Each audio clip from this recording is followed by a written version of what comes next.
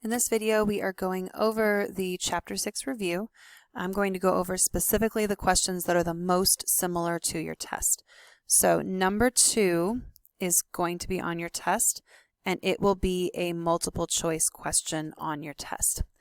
Now, I am going to show you kind of how to cheat the problem. Because it's multiple choice, you don't really have to do this problem completely. So I'm going to start with the numbers. What can I divide out of both 9 and 15? I can divide them both by 3. Well, all of these answers have a 3 in front, so far we're good. A squared and a to the third. What can I divide out of both of them? I can definitely divide them both by a squared. So when I look through here, these two have a squared, so I know a and b are not my correct answers. Then I look at the b.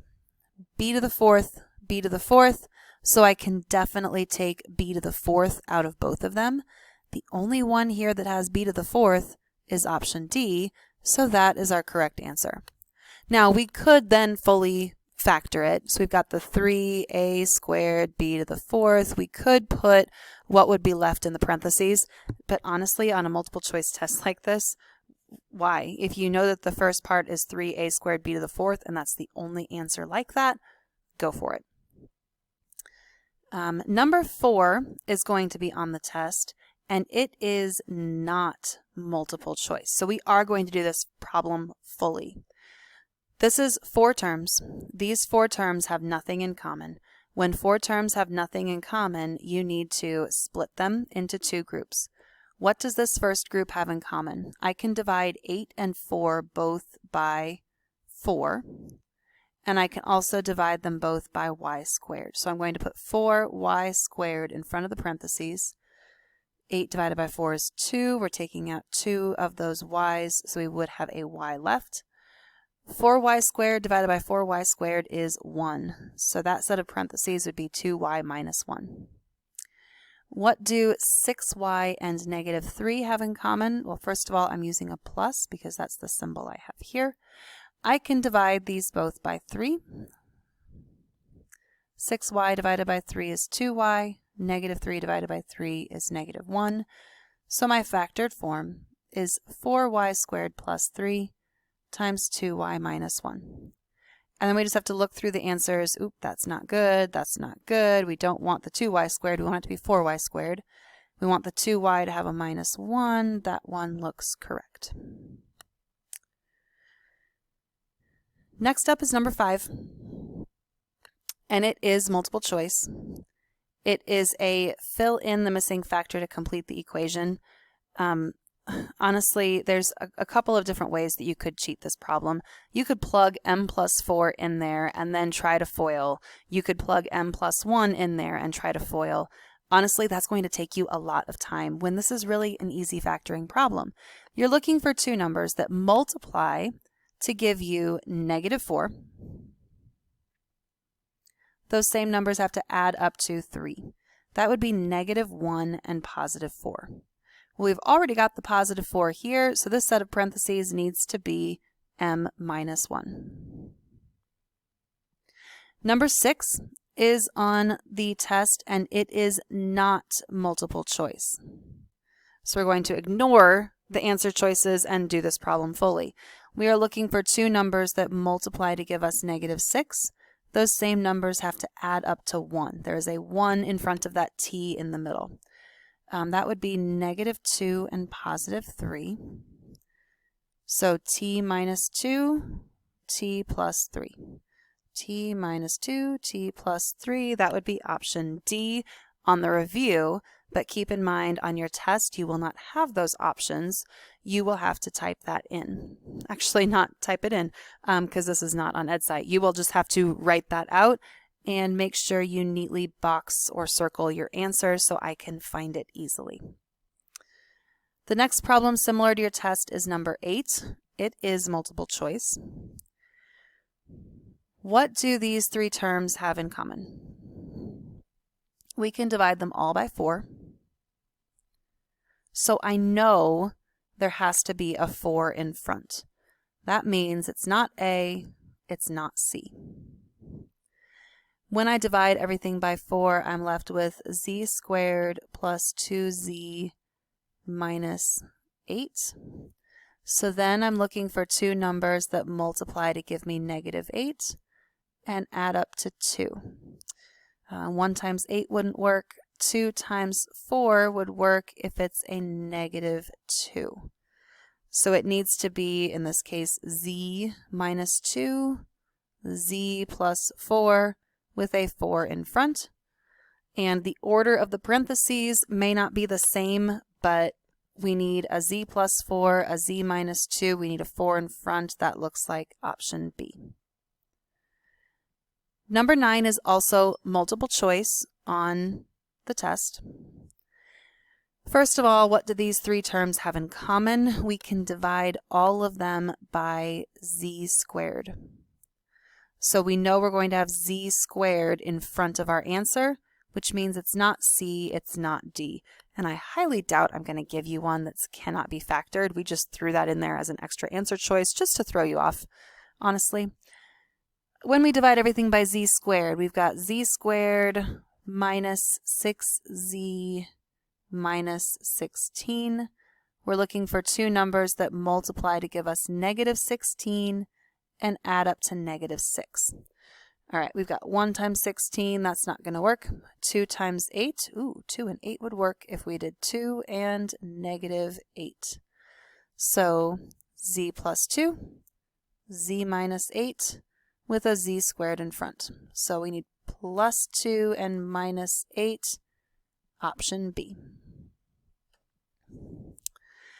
Okay, the next problem similar to your test is number 14, and it is not multiple choice on the test. So let me find number 14. This one is not multiple choice. Factor the trinomial. This is one where there's a number in front. So we have to look for two numbers that multiply to give us negative 6. Multiply that first number with the last number. And they need to add up to negative 5. Negative 2 and negative 3 wouldn't work because that would make positive 6, and we need negative 6.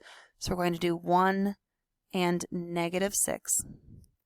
We need to factor by grouping. So keep the first term, take this negative 5y and split it up using these numbers. So plus 1y minus 6y minus 1. And then split it into two groups. The first group just has the y in common. And that would leave us with 6y plus 1.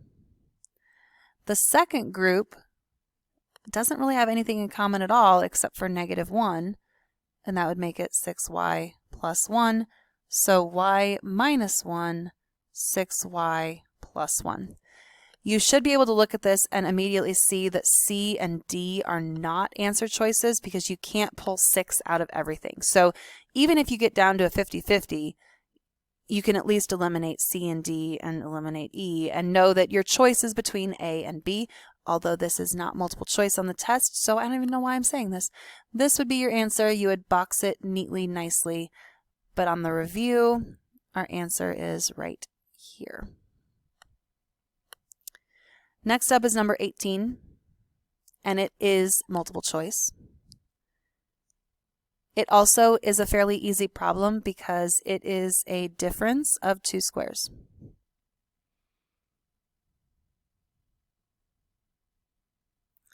$25x squared is the perfect square of 5x. 64y squared is the perfect square of 8y.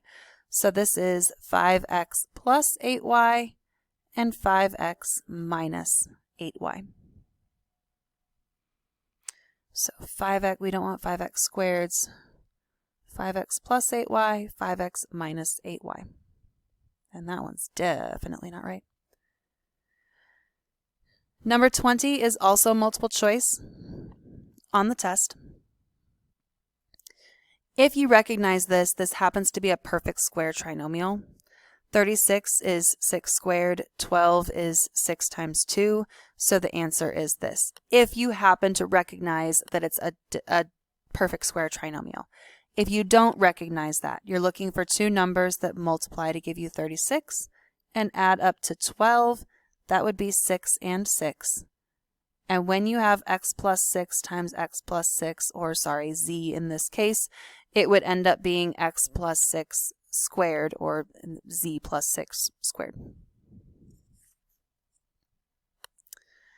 Okay, number 22 on your review is multiple choice on your test. It is the difference of two cubes, which the formulas for these are at the end of your test. They're also at the end of your review. This one, the first thing that you should do is check your symbols. If you're starting with minus, take a look at what the u cubed minus v cubed formula looks like at the bottom of your review. The symbols in your answer should be minus, plus, plus. So we need to make sure that we have answers that are minus, plus, plus. So if I look here, minus, minus, plus, nope. Plus, minus, nope. Plus, plus, plus, nope. Minus, plus, plus. I just did that problem without actually doing that problem, just by looking at the symbols. Now, if we're actually doing this problem, z cubed is the perfect cube of z, 125 is the perfect cube of 5, so it'd be z minus 5. The z would be squared, opposite symbol, multiply the two things together, always plus square the 5. 5 squared is 25. But did you notice before, you don't have to actually do the problem, just look at the symbols. Number 23 is a sum of two cubes, and yes, this one is multiple choice on the test. You're welcome for leaving both of these multiple choice on the test. For the sum of two cubes, if you look at that formula, the symbols in the factored form should be plus, minus, plus. Plus, minus, plus. This one's good. Plus, plus, plus. Nope. Minus, minus, nope. Minus, plus, nope. So it has to be A. Again, to actually do this, this is 2m, this is 3n. So it would be 2m, 3n. Here we need to put in 2m squared, which is 4m squared. Here we need to multiply 2m times 3m, that would, or 3n, that would be 6mn. And then in the last spot, we need to do 3n and square that, which would be 9n squared. So that's how you actually do the problem if I didn't have multiple choice options. But because there's multiple choice options, the first thing you should do is check the symbols, because the symbols may very well get you the correct answer without you having to do anything else. Okay, number 25 is multiple choice. This is a difference of two squares. X squared is the perfect square of x, 1 is the perfect square of 1, so it factors into x plus 1, x minus 1. X plus 1 gives us the solution of negative 1, and x minus 1 gives us the solution of positive 1. So we want whichever solution has 1 and negative 1. Number 26 is not multiple choice.